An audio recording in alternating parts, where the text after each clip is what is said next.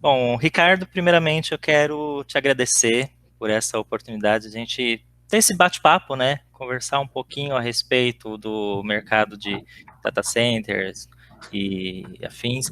E eu queria justamente começar pedindo para você se apresentar e apresentar também a empresa, a Odata. O que vocês fazem, quais são os serviços que vocês prestam, por favor.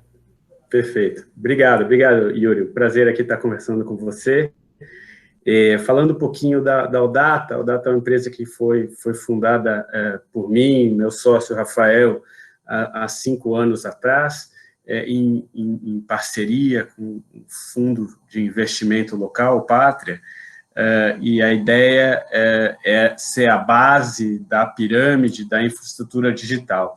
Ou seja, tudo que a gente consome hoje em dia de conteúdo, de vídeo, on demand, e até a nossa própria conversa aqui que a gente está fazendo via um software de relacionamento aqui, eles rodam num ambiente físico, que é uma estrutura conhecida como um data center, né? E aí tem vários modelos desse tipo de estrutura. Mas a ideia do Odata é ser essa base da pirâmide, né, para a gente poder exatamente desenvolver a economia digital no país, e a gente tem uma abrangência maior que é na América Latina. Então, a mesma coisa que a gente começou no Brasil, mas a gente via que essa dificuldade ou essa deficiência de infraestrutura, que é comum no Brasil para outras áreas. Quando você vê o nosso desenvolvimento, você olha estradas, você olha estrada de ferro, você olha porto, né, você olha inclusive fibra, que já é mais próximo da nossa área, e para a gente ter um crescimento macroeconômico crescente, a gente tem que ter essa base de infraestrutura. E o data center é a base da infraestrutura digital. Hoje em dia, no jargão, eles chamam de data infrastructure, né? Que são torres, fibra e data center. Então, é exatamente aí que a gente se insere, e aí eu dou um pouco mais detalhes depois de exatamente quais são os serviços que a gente tem em cima dos nossos prédios. Bom, eu queria que você falasse um pouquinho a respeito dos benefícios. Então, vocês trabalham com esses serviços de data center, né? Quais são os benefícios para uma empresa hoje apostar nesse tipo de serviço, né? Abrir mão do seu próprio data center e apostar, né, nessa terceirização, digamos assim, do data center.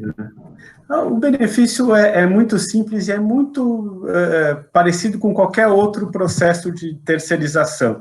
Os data centers são investimentos altíssimos em capital, né, e que o benefício de escala ele é muito grande. Então, hoje, eu consigo ter um time de técnicos gerindo o meu data center com, sei lá, 50, 60 clientes lá dentro, e esse time consegue dar um serviço talvez até melhor e mais detalhado do que você faria dentro de casa, sem ter a preocupação, porque não é o teu core business. Então, assim, por exemplo, a gente tem um foco em segurança e resiliência, né, redundância. Então, a segurança, obviamente, o data center é um bunker, né, as pessoas não conseguem entrar lá dentro, a gente tem uma série de áreas protegidas até chegar no dado do cliente, dado físico, no servidor do cliente lá, que ele tem que passar por uma série. Você tem entradas blindadas, guardas armados, e assim por diante, um monte de controles de biometria e tudo mais, até você chegar efetivamente fisicamente onde está guardado o dado do cliente, do storage do cliente. Obviamente, tem uma redundância de tudo que você precisa para rodar o seu servidor lá dentro. Então, toda a parte elétrica ela é desenhada para não parar nunca, né? Então, o SLA de alguns dos nossos clientes são para 100%. Eu não posso parar. Se eu parar, eu tenho uma multa. Então, assim, a gente tem o UPS, que é o coração, o UPS é o no-break, né? O data center tem o no-break ali, que eu estou recebendo energia da rede da concessionária de energia. Se há uma interrupção, o no-break identifica isso, entra a bateria e automaticamente entra o gerador. Então, assim, o computador nunca para, porque ele nem sente essa... E aí a gente tem, né, redundância em cima de redundância. Então, eu tenho lá 72 horas de diesel estocado para eu não precisar de diesel para os nossos geradores. Então, se eu tiver um problema de abastecimento, eu rodo o site inteiro por 72 horas, sem sequer um abastecimento. E a mesma coisa se temos também no ar-condicionado. Como você sabe, computadores geram calor, então o sistema de ar-condicionado é muito técnico e feito especificamente para isso.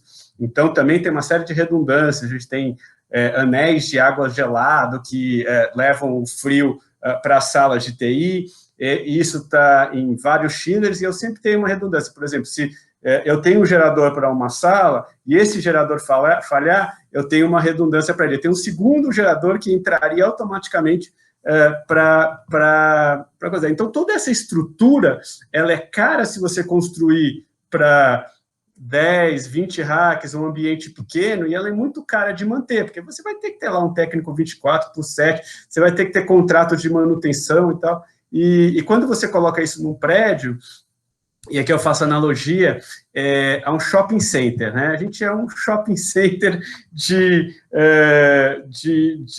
infraestrutura digital. O cliente está lá dentro, a gente dá a caixa, a segurança e a energia e o ar-condicionado, né? E garante para ele que isso nunca vai falhar. E o cliente traz o seu servidor, e por conseguinte, muitas vezes, o próprio cliente dele está hospedado lá dentro, e ele tem a tranquilidade que tem um time 24/7, por 365, sempre cuidando ali dos serviços dele. E muitas vezes, essa conta, ela é muito positiva, porque você fazer isso dentro de casa se torna até mais custoso, além de você ter que ter uma gerência aí do time e tudo mais, quando para nós acaba sendo mais barato. Tem as duas coisas, você tem um pouco mais de segurança e muitas vezes financeiramente também faz sentido. E falando agora um pouquinho desse cenário atual que a gente está vivendo, a pandemia, ela afetou esse mercado de data centers e como, né, se afetou? Uhum. Afetou sim, afetou, Yuri, e obviamente as capacidades de data center são prédios muito grandes. Eu estou falando aqui de galpões de 10 mil, 12 mil metros quadrados, com sistemas elétricos muito complexos, mais complexos até do que uma fábrica, né? A gente tem, para você ter uma ideia, os nossos campos, onde a gente tem vários prédios de data center, às vezes a gente tem subestações de energia, né, que a própria concessionária entrega para a gente em alta tensão, e a gente tem a nossa própria subestação. Então, assim, eu tenho aqui no prédio Santana Parnaíba uma subestação de 25 megawatts de potência. E essa subestação, ela seria equivalente, ela alimentaria uma cidade de 150 mil habitantes, entendeu? Tudo isso para um prédio de 10 mil. Então, a construção disso ela é meio a longo prazo, né? São grandes investimentos. Então, claramente, quando as pessoas estão procurando mais capacidade, você ir para prédios que já estão estabelecidos e prontos tem uma vantagem de velocidade bastante grande. Os nossos clientes, Yuri, estão divididos em duas categorias. A gente chama, e aí é onde o impacto vem de maneiras diferentes, por isso que eu estou explicando. A gente chama do nosso cliente de atacado, que são os grandes fornecedores de capacidade de nuvem. Então, aí você pode citar os grandes players mundiais, então empresas, não estou falando que elas são ou não são meus clientes, que eu não posso dizer quem são meus clientes, mas empresas como Amazon, Microsoft, Google, Oracle, IBM, Facebook. Então, todas essas empresas, elas compram e muita para dar o serviço que você está acostumado aqui, de pegar o seu Gmail, ou de pegar o teu Office 365, eles precisam de infraestrutura. Muitas vezes eles constroem eles mesmos, outras vezes eles alugam de empresas como a nossa. Então, assim, a gente viu uma aceleração de demandas desses clientes, porque as suas nuvens estão sendo muito utilizadas. Então, a curva de adoção mudou bastante, então a gente viu isso, aceleração. Então, realmente, a gente teve um ano muito ativo, no sentido desses clientes de atacado, de realmente começarem a buscar mais capacidade, não só no Brasil, que a gente tem estabelecido, mas para outros países da América Latina, né? Como a gente se coloca em toda a América Latina, a gente serve esses clientes globais e aí eles vão pedindo aonde eles têm capacidade. Então, sim, houve um aumento da curva, então acelerou um pouco a busca por capacidade deles. Esse é um tipo de cliente. A segundo é o cliente mais, esse que a gente estava mencionando agora, que é o cliente que talvez tenha uma capacidade dentro de casa, talvez teve um hack. Uma coisa que a gente viu aqui é que, inclusive com a migração de muitos clientes na pandemia para começarem a trabalhar de casa, a gente viu até alguns clientes diminuindo ou até devolvendo os seus escritórios corporativos, e aí eles não tinham onde colocar a infraestrutura. Então ligavam para a gente e falavam, preciso entregar o meu imóvel aqui, porque decidi que meus desenvolvedores vão trabalhar de casa, você consegue me dar capacidade? Sim, também conseguimos, né? E por último, os nossos clientes que já estavam lá, a gente acabou vendo uma curva de utilização por exemplo, de banda, né? Então, mais conexão à internet, mais conexão com outros clientes. Então, a gente também viu isso. Então, a gente viu esse foi o lado positivo, né? Obviamente, como toda pandemia, também teve lados negativos, que a gente tem alguns clientes que estão em dificuldades financeiras e aí também não conseguem pagar o seu aluguel, né? Assim como não consegue pagar o aluguel do seu escritório, também não consegue pagar o aluguel do espaço de data center lá. Então, aí a gente teve que, obviamente, negociar com esses clientes e ajudá-los aí no decorrer dessa passagem, mas foram poucos e eles entendem quanto o digital ficou importante. Então, a última coisa que eles querem é desligar o digital, né? Nesse momento agora, muita gente operando de casa. Com certeza. E em relação ao trabalho da própria empresa, o Data, como foi afetado? Vocês optaram pelo home office? Como funcionou o suporte aos edifícios, aos sites? Nós, separando, a gente tem uma parte de escritório e a gente está trabalhando de casa desde do meio de março ali. Isso foi muito automático, a gente já era uma empresa bem digital, né? A gente faz aquilo que a gente prega, então, da noite para o dia, a gente migrou todo mundo para casa e começamos a trabalhar e funcionou muito bem até então, né? A gente tem escritórios em outros países que também fizeram essa mesma migração. Por outro lado, tem a operação, que são pessoas que estão lá no data center do dia a dia. Esse não pôde parar. Então, assim, não só não podia parar, como a gente criou uma série de protocolos para ter certeza que a gente não parasse. O que acontece se a gente tivesse uma contaminação do nosso time? Né? A gente tem pessoas que são os turnos, né? Entra um turno, sai o outro e tal. Então, a gente criou uma série de processos para ter certeza que a Data não parasse nunca. Graças a Deus, deram muito certo, nossos técnicos, a gente teve alguns casos aí, mas a gente tinha reposição, a gente fez protocolos de teste, todo mundo testa a nossa equipe constantemente, tem toda a parte de limpeza, de máscara, a gente separou as pessoas em salas, então tem um protocolo muito, muito profundo, até porque os nossos clientes estavam muito preocupados, porque é a operação deles, eles queriam saber como é que vocês estão lidando e tudo mais. Então, a gente reporta não só o que a gente está fazendo, como a gente reporta para os nossos clientes. Então, a gente tem uma equipe aqui que se reúne semanalmente, né? A gente já está na 26ª reunião, foi hoje, inclusive, né? E a gente analisa todos os data centers em operação, todos os processos, como é que está, se tem algum técnico que está em quarentena, se já testou para voltar, se tem alguém que estava positivo e já voltou, então a gente faz essa análise e estamos aqui operando em modo de guerra, mas graças a Deus, eu acho que o pior já passou, a gente está muito tranquilo, em momento nenhum tivemos nenhum problema de interrupção de pessoas ou nada disso, então funcionou muito bem. Foi um grande desafio, acho que para todo mundo, né? E por falar em desafio, quais os principais desafios hoje em dia no mercado brasileiro de data center? Vamos lá. Eu acho que são desafios comuns de qualquer empresa. Acho que não tem nada muito particular ao mercado de data center que seja, assim, um desafio gigante, né? É muito similar aos desafios de qualquer outro empresário aqui, né? Você tem sempre a gente tem, por exemplo, muitos dos nossos insumos são em dólar, né? Então, quando a gente constrói o data center, 100% dos equipamentos são em dólar. Então, uma valorização cambial nos afeta bastante, né? Então, esse é um desafio.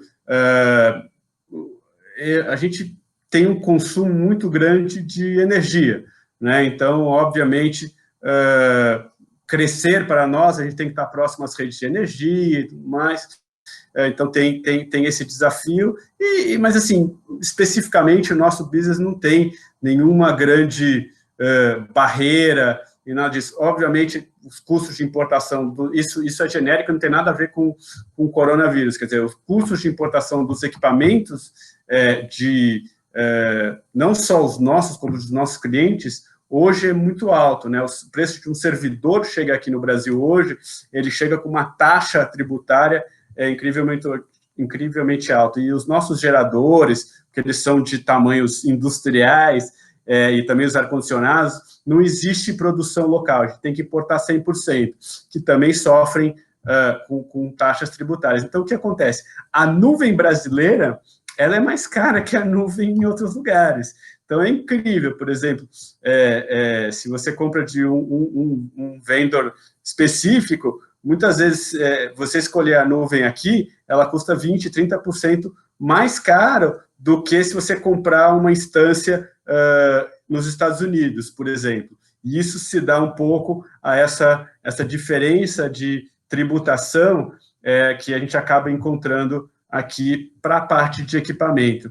Esses seriam alguns dos desafios, mas, sinceramente, não existe nada assim que falar, nossa, o que falta para a gente desenvolver? Acho que faltaria um pouco de foco do governo de entender que isso é infraestrutura básica e que isso daí afeta a economia como um todo, educação, saúde e assim por diante. Me diz uma coisa, quando uma empresa, um cliente, procura a ODATA para migrar, né, seu equipamentos ou coisa do tipo, vocês oferecem algum tipo de consultoria para a empresa para avaliar o melhor serviço, avaliar as necessidades da empresa? Como que funciona isso?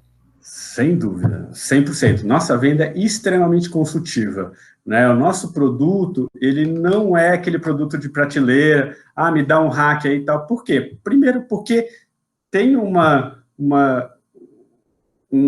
sensação de casamento aqui. Uma vez que eu coloquei meus dados aí dentro, a migração, a saída, ela é muito difícil, porque imagina só, uma empresa que está rodando os seus aplicativos e tudo mais. Vamos amanhã, ele não está feliz com o serviço. Ele tem que parar tudo, ele tem que pegar os servidores dele, levar, são os dados, a vida dele, imagina o RP dele lá dentro, com todos os clientes dele, né? Então, assim, tem uma análise muito profunda das qualidades da ODATA, se a gente tem o serviço correto e tudo mais. Então, é uma venda bastante consultiva. Então, os nossos vendedores, eles acabam sendo consultores ali, e uma coisa interessante, a gente não faz toda a camada de serviço. A gente, por exemplo, não vende nuvem. Quem vende a nuvem são os nossos clientes, né? Então, muitas vezes a gente fala, olha, a gente vai até aqui e a gente tem uma área que a gente chama de marketplace. Então, muitos parceiros ou de desenvolvimento de negócios que têm suas estruturas dentro do nosso data center, a gente chega para o cliente e fala, eu vou fazer aqui o colocation, eu vou te dar um rack aqui, um rack é um armário cheio de servidor, né? Vou te dar 1, 2, 3 racks, mas essa parte de migração, por exemplo, a gente tem uma empresa parceira. Você precisa de uma capacidade de nuvem. A gente tem algumas empresas parceiras aqui e a gente vai ver qual é a mais adequada. Eu preciso de uma conectividade com o meu escritório para o seu data center. Temos 25 operadoras que chegam lá e a gente vai entender qual é a melhor, vai inclusive fazer uma cotação para ele, né? E falar assim, a gente achou essas 3 são as melhores, e a gente prefere que você contrate direto, a gente faz só a indicação e ele vai lá e contrata direto a operadora, que já trabalha com a gente, entendeu? Então, é assim, a gente monta a solução e muito, às vezes, junto com o nosso marketplace. Como que está a procura das empresas por esse tipo de serviço? Como que está o mercado, né, no Brasil? Eu acho que houve, né, parafraseando aí o CEO da Microsoft, o Satya Nadella, ele falou que você teve 2, 3 anos de digitalização das empresas em 2 meses, 2, 3 meses, né? E realmente, eu acho que as empresas reconheceram e viram quão importante é ser uma empresa mais digital, de ter a infraestrutura digital. Por exemplo, um caso específico aqui, um cliente tinha lá uma parte do business dele era o atendimento à sua base de clientes. Ele vende e depois ele tem que atender uma parte meio técnica. Então, ele tinha lá 600 pessoas, uma parte era em call center, uma parte era dele, e é um call center bem técnico, né?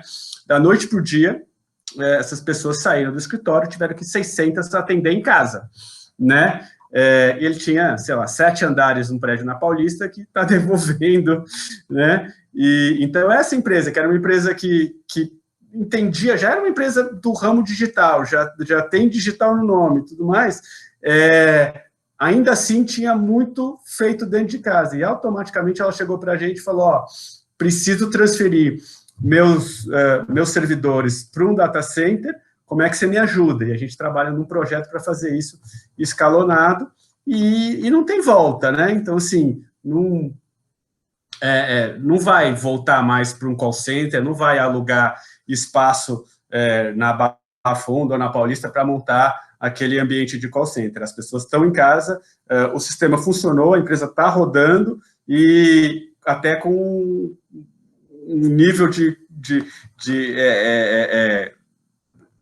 dos contribuintes ali bastante felizes que estão trabalhando de casa e que aquilo está dando certo, né? Então, eu acho que se descobriu que pode ser feito esse home office e que ele é eficiente em muitos dos casos. Mas acho que é isso, quer dizer, acho que tem aí bastante oportunidade ainda. Quando você olha, tem estudos que dizem que no Brasil só 20% das empresas têm seus ambientes terceirizados para um data center de colocation, né? E tem 80% que ainda fazem dentro de casa, que já é bastante inferior ao percentual nos Estados Unidos. Nos Estados Unidos, esse número já está em 60% fazem dentro de casa. Então, 40% já tem algum tipo de infraestrutura dentro de data center. O que acontece é que há uma migração rápida para a nuvem, e mesmo migrando para a nuvem, é muito mais interessante você estar dentro do data center, porque as conexões da nuvem estão lá dentro também. Então, você pode ter seu servidor ali, e em vez de ter que conectar com a nuvem e voltar, você já conecta ali, e aí uma parte dos seus workloads roda dentro dos seus servidores, no espaço alugado, e uma parte já transfere para a nuvem, e você não tem nem mais servidor, né? Compra só como serviço. Então, isso tudo está acontecendo, eu acho que deu uma acelerada, sim, e acho que no futuro aí a gente vai ver as empresas viram quão importante né? Isso não quer dizer que elas agem tão rapidamente, não conseguem, né? Mas nos próximos anos a gente vai ver essa migração talvez acontecer mais rápido do que aconteceria se não tivesse tido essa fatalidade aí do Covid. Quais segmentos que tem buscado esse tipo de serviço hoje em dia?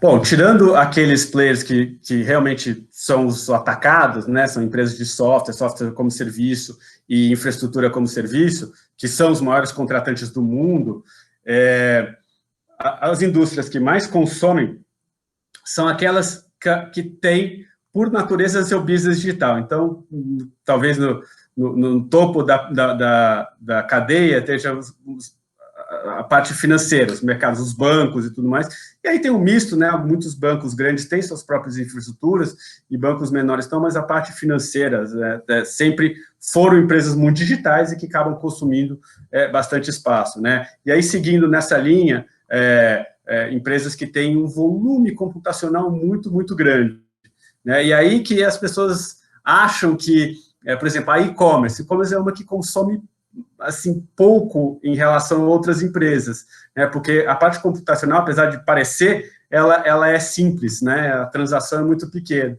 Mas, por exemplo, o mercado de óleo e gás é um mercado que consome incrivelmente muita capacidade, porque você tem todos os dados sísmicos e tudo mais. Então, empresas como Petrobras e tudo mais. Outro cliente que estão entre os nossos clientes são as empresas de telecomunicações, que antigamente elas faziam isso dentro de casa e que hoje em dia a grande maioria terceirizou. Então, elas acabam comprando data center como serviço de mim.